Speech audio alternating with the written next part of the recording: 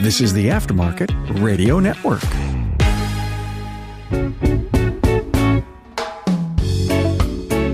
All right, everybody, welcome back to the Auto Repair Marketing Podcast. I am your host for today, Kim Walker. Brian is, to tell you the truth, I'm going to be real. Brian is getting a massage right now, but we're just having a girls chat and he doesn't need to be in here. So he has no idea that I'm calling him out like that, but that is okay. And doing that just made me realize I recorded a podcast earlier today and I don't think I ever said my name, but y'all know who we are. So welcome back. Thanks for being here. I have two amazing women on the show today, and we are going to talk about mental fitness crisis happening in the shop, how to be mentally fit in the middle of obstacles and challenges and just nasty stuff. So we are going to come back to that. But first, let's just pause for a moment to thank our sponsors. This episode is sponsored by ShopBoss, shop management software that works the way you need it to right out of the box. Are you ready to convert clients to members? AppFueled specializes in creating custom apps tailored specifically for auto repair businesses. Build client loyalty.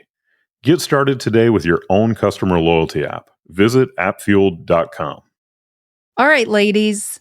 Here's the thing. You get ladies in a room together. We're in a virtual room and you just never know what's going to happen. But I am super excited to have my two friends here, Rachel Spencer with Spencer's Auto Care and Leisa Ann, keepmeposted.today.com. Let me give you all a quick little synopsis of how these two ladies are coming together because they just met.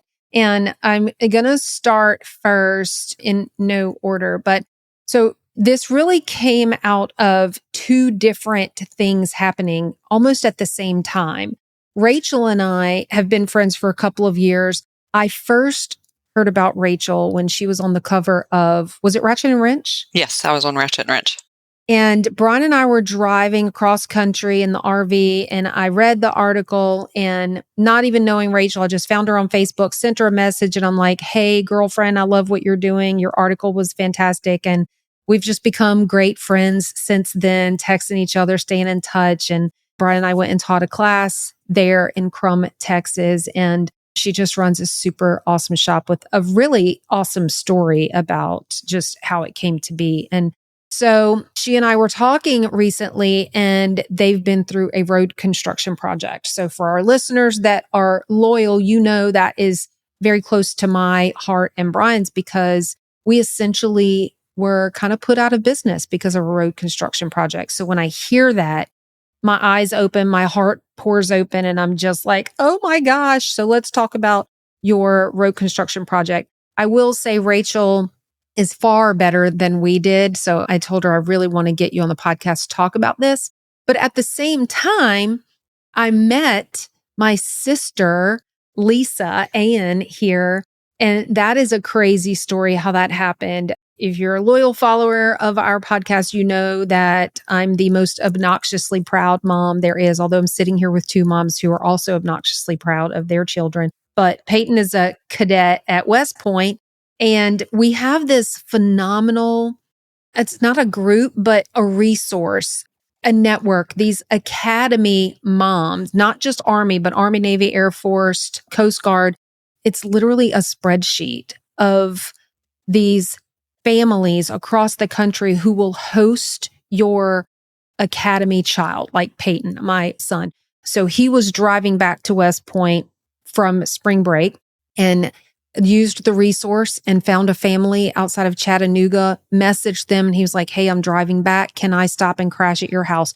So you open up your house and you host the family or the cadet, and he stayed there and they fed him dinner and they fed him breakfast, got his belly full before he took off. So I get this email, this random Thursday night from this crazy lady who says, y'all, I thought it was spam. I almost didn't respond because it's like, hey, from one West Point mom to another, I found you through the network. So I'm like, okay, it's probably legit. And she starts explaining that she's walking like two legs across the country, that she's walking from California to South Carolina. And I'm like, there's no way that this is true. And that's when I thought it was spammy. I'm like, there's just no way.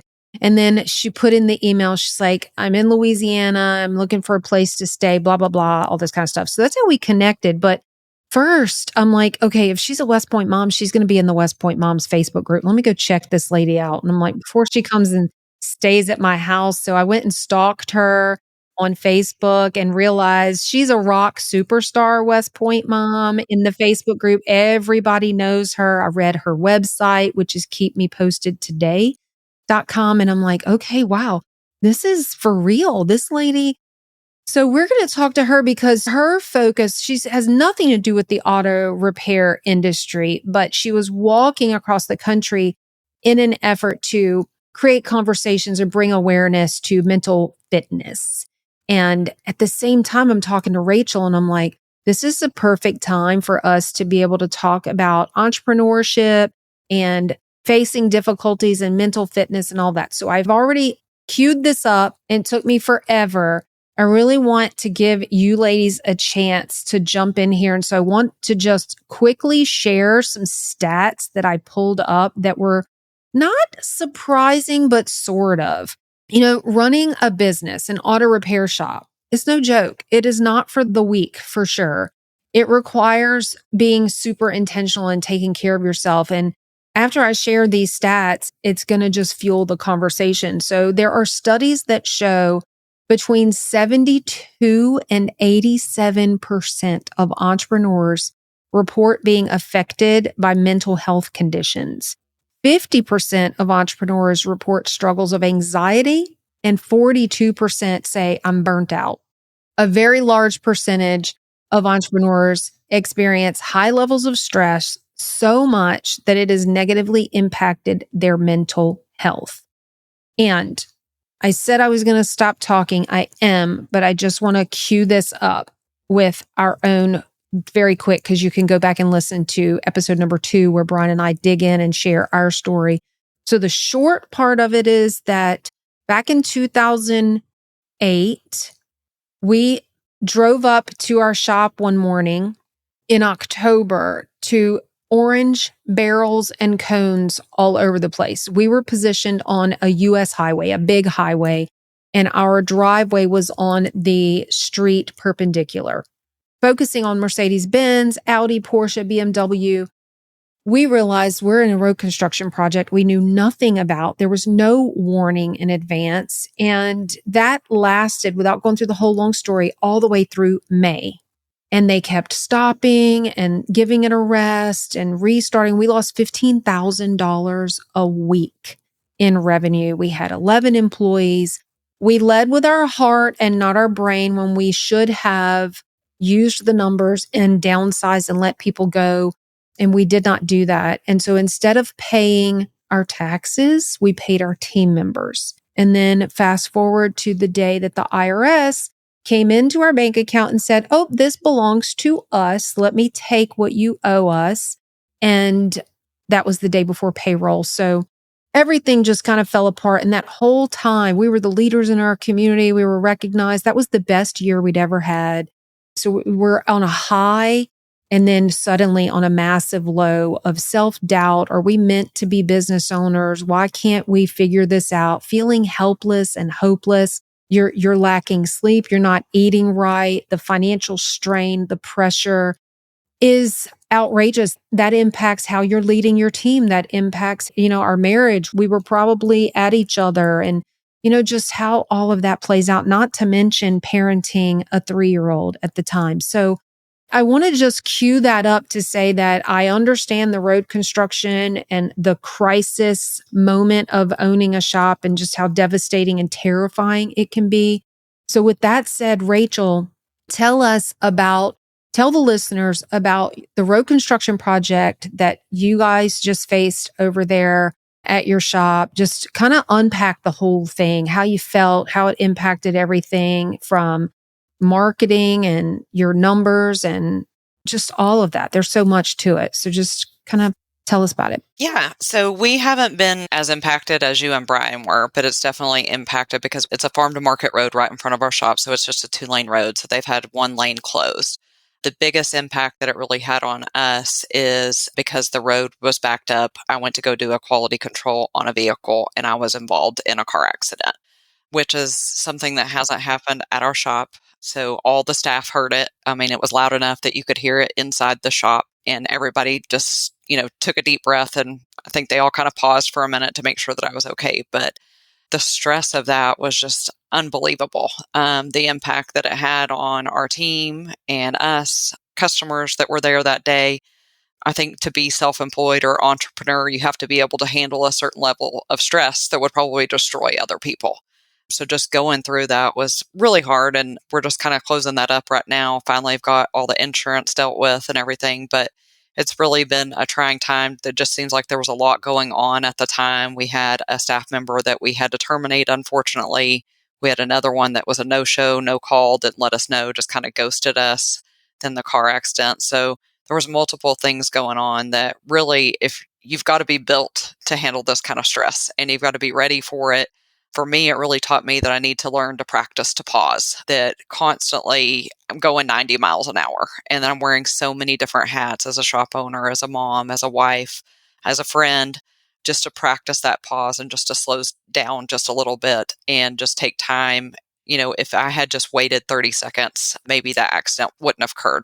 But again, it could have been so much worse than what it was, but it played such an impactful part of our business and for me and the staff too, because they're practicing the pause as well and just slowing things down a little bit and just taking that time to evaluate what's going on and be in the moment right then. I can't help but think that in the slowdown, you probably find, like you said, it might not have been this way or it could have been worse. I think when you do press the pause button and you slow down, you're able to find the gratitude even in a difficult situation. For sure. Like what happens in the slowdown? What have you found? Because something brought you to say, practice pausing.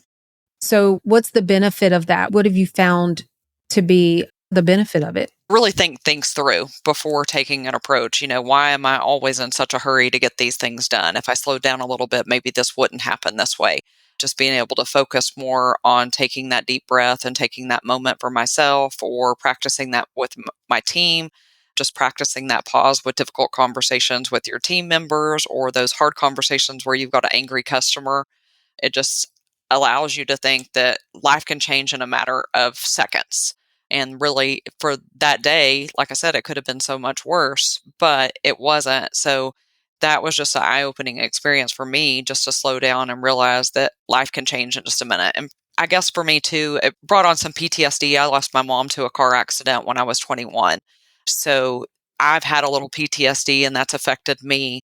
Just going back to that moment and created some fear for me too I have a 15-year-old that's going to be driving soon. So just talking to him and talking to my team members about life can just change in an instant and just making me refocus on where we are and what our practices are daily. Yeah, that's so good. And I love that you shared how it brought up, the PTSD part, because I know that Lisa's going to have a lot to say about all of that. But I do want to also just mention, like you said, we're wearing so many hats and we're just running 90 miles an hour. Poor Lisa, the day that I picked her up, and then she lived with us for, several days. She just saw like the constant back and forth running, going, phone calls, text messages, and all this crazy stuff. That I love that you talked about the pause, because I find myself not even breathing sometimes. Like, you're breathing, like you have to breathe, but it's such a quick, shallow, short breath that when I stop to take a deep breath, I'm like, oh my gosh, I don't think I've been breathing. And we have Slack that we use for internal communication. And there are these GIFs, that you can put in there. And I remember within the last week, I went in like at, 2:00 in the afternoon when people were rushing, trying to get stuff done and whatever. And I remember going in there and dropping that little GIF in there where, I don't know if y'all have seen this on Instagram. There's an app. I don't have the app, but their advertisements hit me. And it's like a circle or like a mountain. And it's like breathe and then exhale. And it just causes you to intentionally. Your watch does it too. That's right. I think I turned that off. I probably need to turn that back on. There is an app called Pause. It's a faith-based app, but it's literally like a 1-minute pause where you just do that. So I love that you shared that. ShopBoss is software built by shop owners for shop owners.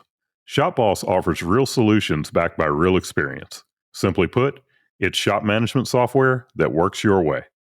When customers are in the lobby and cars are on the lift, you don't have time for a learning curve. That's where ShopBoss comes in, with profit-boosting features that work the way you need them to right out of the box. From built-in DVI to robust customizable reporting, ShopBoss makes everything about running a shop work more smoothly. Plus, with their Boss Pay Payments feature powered by 360 Payments, you can enter the era of totally paperless payments. From text-to-pay, remote payments, and consumer financing options, to compliance, surcharging, and now even offering PayPal and Venmo options. Everything is built right into ShopBoss. Plus, everything is backed by a fantastic support team with one goal in mind: your success. Be the boss with ShopBoss. Independent auto repair shops, get ready to transform your business with AppFueled. It's time for your professional auto service shop to have its own customer loyalty app. AppFueled will build an app that launches a custom loyalty program for your shop in 30 days or less, fully integrated with your point of sale system. Bring Fortune 500 level customer retention strategies to your business without the Fortune 500 budget. Many shops are enjoying the benefits. Our app engages your customers with a loyalty ladder, enticing them to climb the next rung, coming back more often and spending more each visit, all with your own app. Build loyalty with your customers to your brand and boost your shop's growth. Get your first app in 30 days or less, all without breaking the bank. Ready to start? Let AppFueled take your business to the next level. Go to AppFueled.com or meet founder Jeremy Glasgow and book your complimentary app vision session at appfueled.com/Jeremy. That's AppFueled.com/Jeremy. So Lisa, just you sharing your story, your journey from the West Coast to the East Coast, she had, oh my gosh. So she named her cart, it's basically like a baby jogging stroller. And she had this thing packed down with like her tent, and she had hydration stuff, and she had all of her clothes, and she had a hammock and all this amazing stuff. You think ahead and you plan and you think you're prepared, and then you're walking and whatever happens, and now you're sleeping on the side of the road in your tent. Or y'all, she walked from California, she got to Louisiana and injured her ankle and was stuck here for 2 weeks or so. So just the hurdles that you have to cross, and then the frustration and things not going the way that they're supposed to go. So just same thing, kind of unpack your story, your journey of that, and how you handled. What are some practical things that you did to overcome those frustrations and stress and troubles? So I came from an entrepreneurial background as well. I did real estate for 20 years, had my own team, and it was 7 days a week, not stopping. And it took me a really long time when I transitioned from working for myself to going to the post office so that I could train for my walk, not coming home and feeling guilty for sitting down. And I think that was my first aha, was giving myself some grace and giving myself some permission to sit down and be like, okay, I don't have to do anything. And coming to when I met you and running around all day, you just don't stop. You don't stop. You're taking care of 15 million people and running around. And I saw how you just took care of everybody else. And I chuckled when Brian's having a massage. That's amazing for mental fitness, right? Take that time out, take that 2 hours, do what you need to do to take care of yourself. And I always use the analogy that you can't take care of everyone else around you if you're not around anyone. And I think that that walk taught me that the most, is that if you don't take care of yourself, who's going to take care of everyone else? And who's going to take care of you? And have you taken a checklist of like, okay, these are the people I'm taking care of, but who's taking care of me? And it's okay to ask that question. And other people in your life should be asking the same question. And I feel like as a family unit, we should all be checking in with each other and saying, hey, who's taking care of who are you surrounding yourself with right now? Because that all plays a part in your mental fitness, what your stresses are, who's stressing you out externally, A lot of people don't just have work stress, they have personal stress, they have relationship stress, they have the stress of taking care of elderly parents. I feel like if we don't take time out for ourselves, and as Rachel said, pause, it doesn't have to be a long time. It doesn't have to be a grand luxury. It doesn't have to be a weekly massage every it doesn't. It just has to be 5 minutes, or it needs to be more than 30 seconds. We can't do 30 seconds. We need 5 minutes just to reset. And science says that every 40 minutes we should get up and stretch and just take a quick break, because we don't have the attention span of more than really 40 minutes. We're already so busy doing everything else. Just try to focus on yourself for 5 minutes every 40 minutes. Just take that little break, to have that little reset every 40 minutes. And I always try to put 10 minutes extra into my 1 hour appointments. So every day I say I've got 40 minutes to do a task. The 20 minutes that are left are for admin, catching up, my 5 minutes break. And if I need to go over a little bit, that I can borrow some time. That's my bank. So when I look at my hours, my hour is 40 minutes and then my bank is 20. So what are you putting in your bank? Your emotional bank, your physical bank, your spiritual bank. What are you putting in your bank? We always talk about banking and it's money. And we're so money driven and money focused that we're not banking our health. We're not banking our mental health. We're not banking our physical health. Sitting down all day is terrible for you. Get up every 40 minutes. Walk around while you're taking your 5 minutes. Go do some yoga poses. Stretch. The guys, have a healthy competition of push-ups. Do something that just energizes you and gets you out of that robot mode and into human mode again. We forget that we're human. We're so automated on so many things. We forget we're human. And we're looking for more automation, right? I mean, it's like, what else can we put on auto? We're putting ourselves there. We're not relying on it the way we should be. We're putting ourselves on automation, and that's not okay. I think it's so important to, like you said, to make those deposits into the emotional bank account and to surround yourself with people that are going to also be making those same deposits, like you said. I know Kim, her love language is giving gifts, so is mine. So that's one way that I know that I can pour into Kim, is that I know if she's having a bad day or something, I can just send her something Amazon, or I know she sends people stuff all the time. She sent me a lot of great gifts, but just surrounding yourself with those kind of people that will make those daily deposits into your emotional bank account, and surrounding yourself when you're doubting yourself. When in doubt, seek out. Surround yourself by those people that are going to encourage you and uplift you. We rise by lifting others. So make sure that we surround ourselves with those people that are going to bring us up and not bring us down. Yeah. And remembering that when you're pouring into somebody else's cup, it's going to overflow. Eventually yours will too. And when you pour into others, they pour into you. When in doubt, seek out. And Brian and I were young. So when Brian and I went through that whole road construction project, being young in business, I mean, we were, 20, I want to say late 20s. Brian was probably 26, honestly. And yeah, we're about that age. And so we were young, we didn't know what we didn't know. And I remember going through all of that, and we were in a coaching group at the time. So we were connected, but I don't know that we really did what you just said, Rachel, which was seek out. I don't know that we really truly shared our struggle, or if pride got in the way, or if we were ashamed or scared to share and be truly vulnerable. But in hindsight, I have in my notes here, like, shop owners, don't face your struggles alone.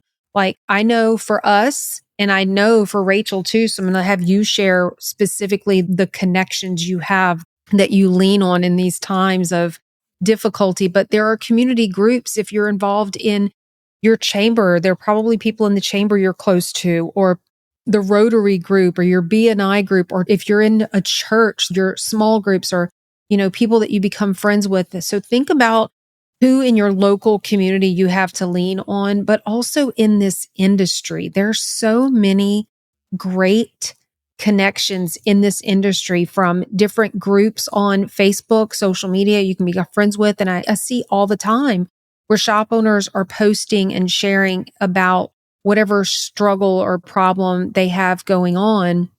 someone will say, hey, friend, DM me, send me a private message. Let's take this offline. Let's have a conversation. And then just the conferences, the trade shows, the events that you can go to. Rachel, what would you add to when you said, when in doubt, seek out? Who can they seek out to? Who can they go to? I mean, you want to go to your friends, your family, as you said, other shop owners, other people that you know that are entrepreneurs, people that have faced the same challenges that you have.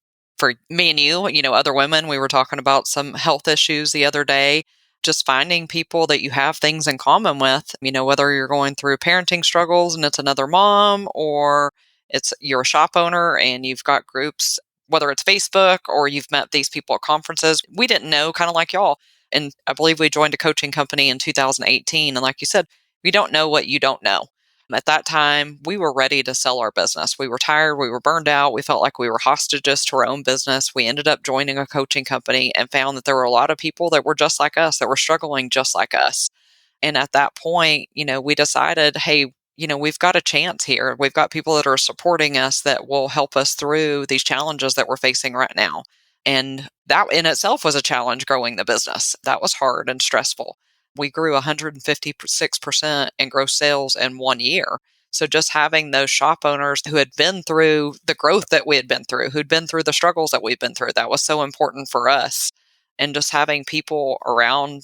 My husband is my number one supporter, just like Brian's yours. Without him, for me to lean on and come home and vent throughout the day and get through things, he makes those emotional deposits into my checking account every day, and he's my biggest cheerleader. And you've got to have somebody in your corner that supports you like that. Yeah, totally agree. And, you talked about kind of just feeling out there like you were all alone.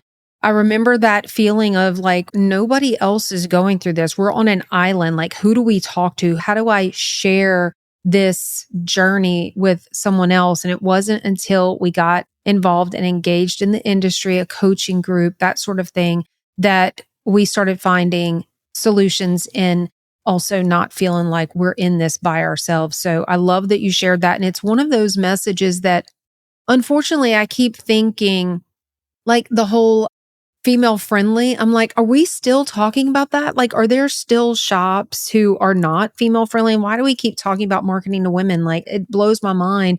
We were doing that 20 years ago. Why is that still a conversation? This is something that I think we can never say too much. And that is that you are not alone. You are not by yourself. There are people that you can reach out to who want to help you. And there are shop owners who have been through what you've been through that want to tell you their story. They want to help you.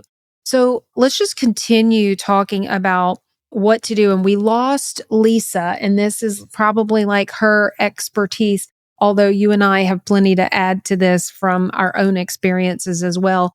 But in addition to the connection to people, the tips and strategies, in addition to connecting with people, right?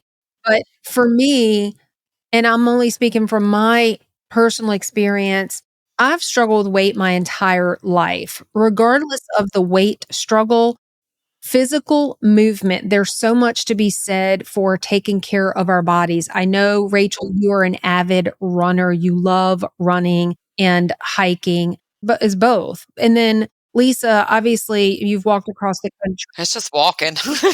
I'm too old for that now. Yeah, you do it. Let's just talk about the mental fitness aspect of taking care of your body. And, it's easy to just come home from work. I'm exhausted. I'm laying in the chair. I'm watching TV. I'm binge eating whatever I'm eating, go to sleep, waking up, getting right in the shower, getting right to work, and never taking the time to move your body. Y'all just talk a little bit about that. Lisa, what do you want to add? So when you're in the middle of the mess, I think is when you need to step away and be like, oof, okay, I need to get away from that mess. So what do you do to get away from that mess? I'm a bath girl. I like my bath. I like my hammock. I go and sit in my hammock. I read, I write, I journal, and I find something that makes you happy. What's your happy space? Maybe it's like 15 minutes just sitting on a swing. I was in Georgia and they had this most amazing swing on a tree that their kids had grown up with. Another West Point mom. I sat out in the swing for 10 minutes a day and I just swung like a 5-year-old. It was amazing. But just do something that snaps you out of the negative and brings you back to a positive point, because music does that as well. Music's amazing for just changing a mood. I know people that, depending on what kind of mood they are, is what kind of movie they're watching. So I know what kind of mood you're in. If you're watching a horror, I know you're in a bad mood. If you're watching comedy, I know you're in a good mood. It really is a switch, being able to say, I'm not going to stay here. I'm not going to stay in this mood, in this place. I'm going to move forward. We do feel like we're alone when you're in chaos, because there's so much mess around. You can't see everybody else around you saying, hey, we're here to help. Let us help you. And that's ego. Take away your ego. There's no room for ego in a business. Ego will destroy a business. And I think just taking ego out of it and finding your center, finding your peace. Everybody is different. There's no wrong way to find your peace. Some people smoke. Some people have a glass of wine. Some people get a massage. Some people work out. There's no right or wrong way. Just find something. And you need to give yourself, you have 24 hours in one day. If you can't give yourself 1 hour personal time per day, you're not living life right. You need 1 hour just for you, guilt-free, to do whatever you want to do. And you own that. That's yours. You don't have to ask permission for that. And if there's not enough hours in the day, then find something that can be sacrificed for that 1 hour. Rachel said, we're running 900 miles an hour. And when you're in that rut of go, go, go, go, go, it's very hard to think about stopping and slowing down. I know, Rachel, coming back to you go for walks, and we're posting about that all the time. Is that your my peace moment? Is that that's my time kind of in the day? And how do those walks impact your mental state when you're in those stressed out times? So I originally started walking and I did some Pilates and yoga because I had quit smoking 2 years ago.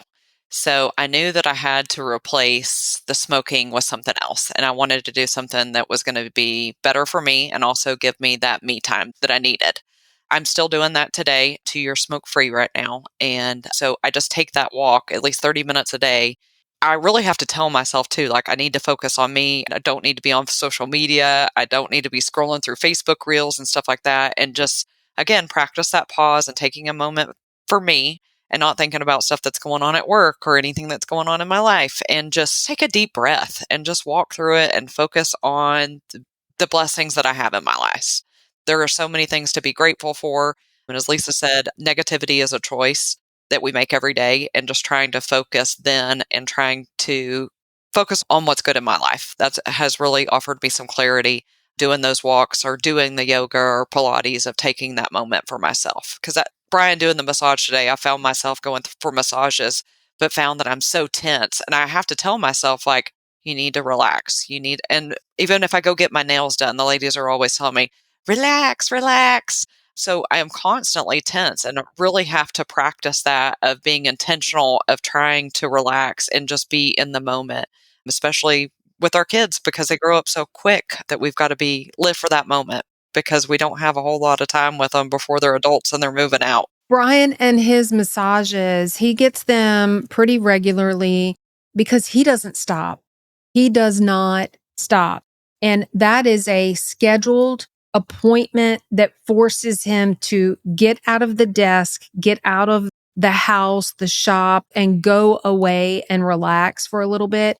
For me, I have to do it before the world gets to me. I mean, I let them do that, but I'm an early riser. And so I think you have to find what works for you. For me, I get that sense of peace, that calm, the pause intentionally first thing in the morning. So I get up super early, generally 4:35. Sometimes I've stretched it to 5:30.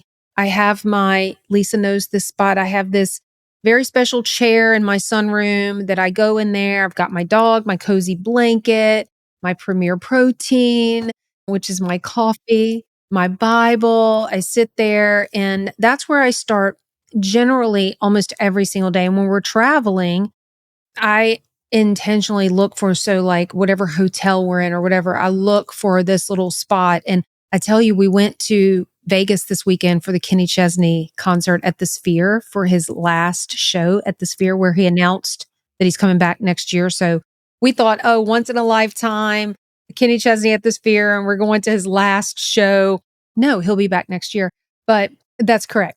And Vegas, where it is really crazy. It's very busy. And I'm in this gorgeous hotel with a casino and trying to find a cozy, quiet little spot for my quiet time that I knew was coming up the next morning. I wanted to get out of the hotel room and go. Was so hard. I ended up finding some little corner in their spa area. And so it's just like, what's your routine? What is your daily practice of that pause, that slow down? And then I think it was Ed Milet said in one of his podcasts recently, one of you talked about getting out of the negativity, do something to snap yourself. I think it was you, Lisa. And Ed Milet has like a snap or a clap when he realizes he needs a state change. He literally does a physical movement to snap himself to trigger, okay, switch your mindset, stop thinking about what you're thinking about. I have a friend who has a rubber band on her wrist, and she'll slip her finger under it and flick herself with it every time she's, going in a different direction or she loses focus on something. She uses it for multiple purposes, but I find that's a good thing. Music for me is probably the number one. And when I walk, I try not to, unless I've got a scheduled call for something, I just have music or a podcast or an audio book. I try not to have conversations with people because then I just find I go back into a complaining mode or they're complaining. And you've also got to be really careful of how much negative energy you're absorbing around you. And are you taking that home with you? Somebody's just told you they've had a tough day. You're still talking about that when you get home to the people at home, and then you're putting that on them, and then are they putting that on somebody else? It is a trigger effect, and you do need to be really conscious about what you're putting out, what energy you're putting out there, because it does come back to you. And I think when we're really talking negatively about other people or about situations or something's going on, that makes your day sad too, because you're not in a good place. You're not spreading positivity. Instead of saying, oh, such and such did so-and-so, an injustice or something happened there. You're like, oh, I heard that happen, and I'm really hoping that they learn a good lesson from it and move on. Don't engage in the gossip and be productive, be helpful, and to be in a positive mindset. But walk away. You don't have to carry everybody else's baggage with you. Well, I think it's interesting. All three of us have shared, this is what works for me. This is what works for me. And that's the same. We're three women, but the majority of our industry are men, and men particularly aren't, those natural born nurturers, let alone nurturers for themselves. And culture has told us this is how it should be, or this is how it should be. So I really hope that the guys that are listening are taking away, well, I can do that, or I definitely am okay doing that. Specifically the reaching out is, I'm talking to you guys.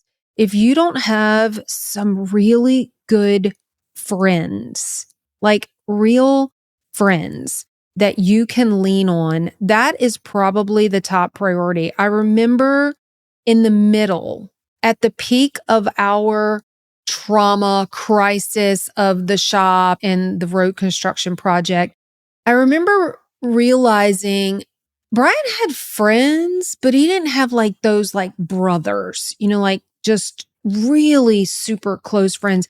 And at some point he realized it, and he's talked about this on the podcast before. And it was after we moved back home here to Louisiana that he realized I really need to create some intentional, very close friendships. And he has that now, and it's super important to him. His boys, BOYZ, is their Facebook chat and their text group chat where they're constantly all day long texting and chatting. And when you're close to someone like that, you know when they're off. You know when they're not right. You know when you need to take it to a private or you show up. Like his best friends, Joe, Mike, I promise you, if their communication turned in some way, they're going to be here at our house. Like I could just cry thinking about those relationships. Our guys need that. Women, we bond, we come together. it doesn't take long for us to build that connection. Some women it's harder for, but in general, I think most women, we're that nurturing, motherly sort of type. Guys have to be super intentional so that they can get to that point where they're being raw and real. Well, guys build up their emotions differently than women do too. They need to work it out in the gym, fishing, doing something. Men tend to need physical activity to be able to blow off their steam, and then they can relax. Women tend to fuss about everything emotionally, and then they collapse. I read Women Are From Mars, Men Are From Venus, that book. So where it talks about, the men are the fixers, where we can fix our problems just by talking to one another. We can work it out and then we feel better once we've got it off our chest. But when there's a problem at hand with the men, they want to fix that problem for us. So that is their natural tendency to try and, shut off from the world and go into their caves and try and fix that problem for us. Where for us, it's just like, let's talk this out. I mean, you and I talked a couple of weeks ago and it's like, okay, now I feel better. So sometimes, just talking with a friend, that's your relief that you need. Or maybe it's just going shopping, but you've got to find your thing and you've got to find your why and you've got to focus on that. I think men are getting better at it though. We need to learn to be a safe space for our people, men and female. Are you somebody's safe space? And who's your safe space? And take stock of that, because we sort of tend to go through life, as you said, Brian's like, hi, I don't have really close friends around me. Well, when did that happen? When did he stop wanting to hang out with people and doing fun things? And the realization was like, oh, I need that back in my life. I don't think we check in with ourselves enough to say, oh, I need to take stock of that. Well, I know he would answer that by telling you that we got married and so it was all about us. And then we had Peyton and it became all about him. And then we got busy with the business. And so I think life just gets in the way. And like you're saying, if we don't stop and take an audit of ourselves and realize, whoa, I've lost my own self, my own personal connections. I know, Rachel, your husband loves golf, right? I know your son does. Yes, both of them love it. They just got back, actually. That's their escape. And it's something that they can bond on together, too. That's their escape. My husband also fishes and my son does as well. So that's something, that they can bond together, but is also their escape, from daily problems. My son going to school and the stresses that come along with that. But I think, too, so much of the world we live in today, social media, that plays a big impact on our mental health. I know that I had to take a break from Facebook for a while once we saw the shop growing, because all I saw was, shop owners saying, oh my gosh, I just did this and I did this. And, you're looking at their numbers and stuff and it's making you feel like, man, why am I not doing that? Why am I not there yet? So sometimes just realizing that social media can have a negative impact on you and that sometimes people are only posting the good stuff. I mean, a lot of times you're not going to go on Facebook and say, hey, I'm having this struggle today. My shop, we're down 25% in sales. I don't think a lot of shop owners go out there and say that. It's a highlight reel. So I think sometimes we need to take a step back from social media too and just realize that it's just a highlight reel and that sometimes you've got to reach out to your personal circle and have a conversation with them of, that might be shop owners and find out what's going on in the business and what's going on in our industry and what's going on with our economy. Because sometimes social media is not a true picture of what's really happening in the world. Don't measure yourself next to your neighbor. Don't compare yourself to your neighbor. They're not living your life. And give yourself some grace that live your life. Don't live other people's lives. Don't try to measure up because you don't know what they had. They might have had a $500,000 injection from somebody that you never got the opportunity to have, but you're still there with them side by side, even without that.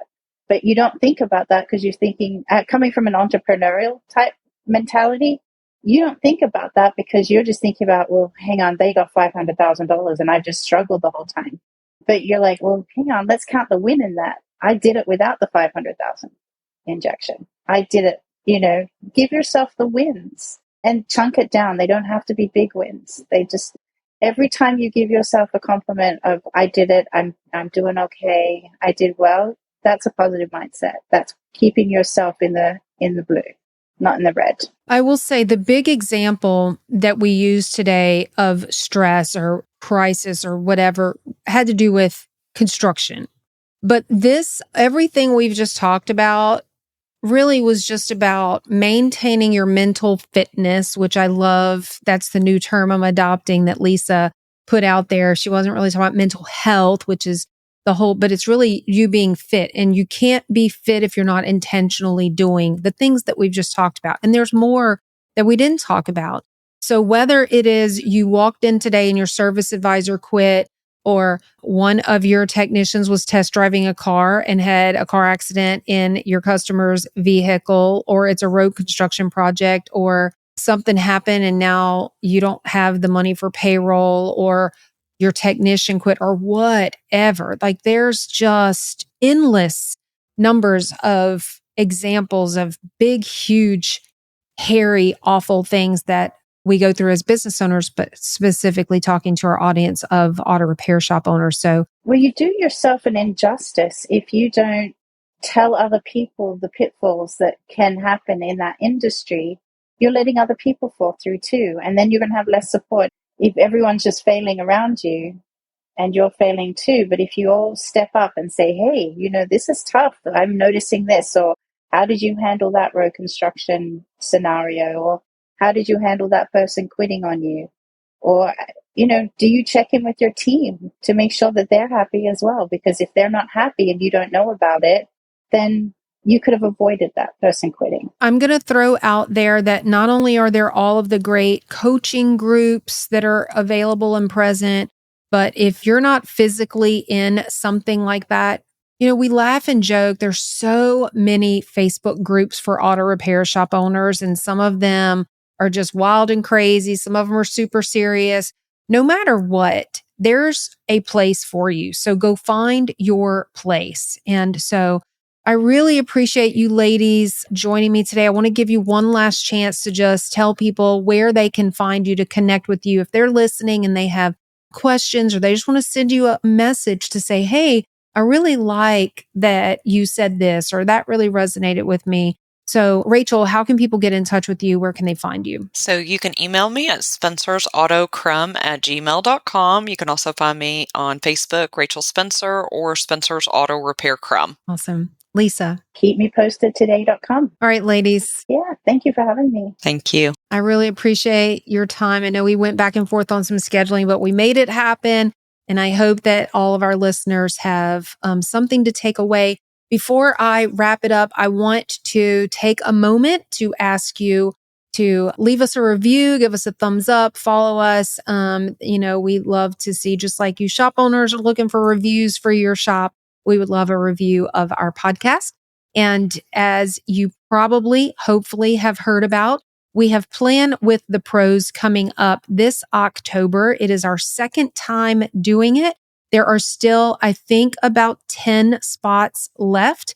So you want to visit planwiththepros.com. This is going to be a 2.5-day hands-on workshop.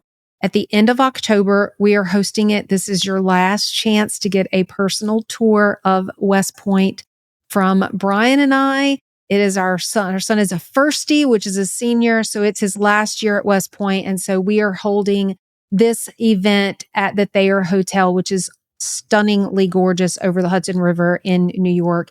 So for 2.5 days, we are going to teach you how to create your full 2026 marketing plan. And then you're going to do it. You're going to create it with our coaching and mentoring. So you're going to leave this event with your full 2026 marketing plan intact and knowing how to do it for yourself moving forward. So you want to grab that spot, head over to planwiththepros.com and get registered. So thanks again for listening to the Auto Repair Marketing Podcast on the Aftermarket Radio Network. There are many other great shows on the network. You can find them all at aftermarketradionetwork.com or on your favorite podcast listening apps like Spotify, Apple Podcasts, and many others. Tune in next week for another episode. And until then, go fill those bays. You've been listening to the Auto Repair Marketing Podcast with Kim and Brian Walker. Follow the podcast on your favorite listening app. Find their emails in the show notes and visit them at shopmarketingpros.com. Let Kim and Brian know what you want discussed, because they're all about advancing the aftermarket.